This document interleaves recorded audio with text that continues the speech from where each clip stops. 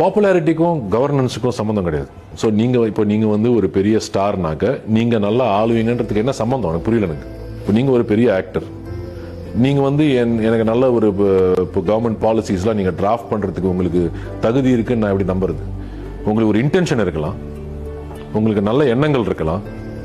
நீங்களே நான் இவ்வளோ நாள் நான் ஹீரோ வந்திருக்கேன், எல்லாரையும் காப்பாற்றிருக்கேன்ற பிலீஃபில் உங்களுக்கு அந்த பிலீஃப் இன்டர்னலைஸ் பண்ணிட்டு நான் எல்லாரையும் திருப்பி காப்பாற்ற போகிறேன்ற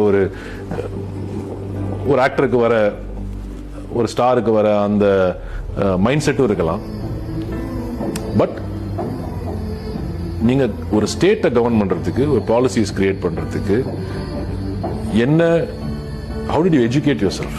ஃபர்ஸ்ட் எனக்கு என்னன்னா, என்ன பொறுத்த வரைக்கும் ஒரு டெமோக்ரஸியில் ஒரு லீடர் வந்து ஒரு நார்மல் ஹியூமன் பீங்கா இருக்கணும். நான் வந்து ரொம்ப ஸ்பெஷல் பர்சன், நான் வந்தா எல்லாரும் எனக்கு இது மாதிரி பண்ணணும், அது மாதிரி பண்ணணும், அந்த எதிர்பார்ப்பு இருக்கக்கூடாது.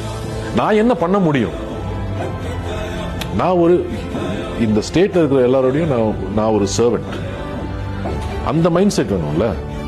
எனக்கு விஜய் பிடிக்கும், இது மாதிரி வந்து இதனால நான் ஓட்டு போடக்கூடாது. நான் ஓட்டு போடக்கூடாது, மற்றவங்க எப்படி பண்றாங்கன்னு நான் சொல்லல.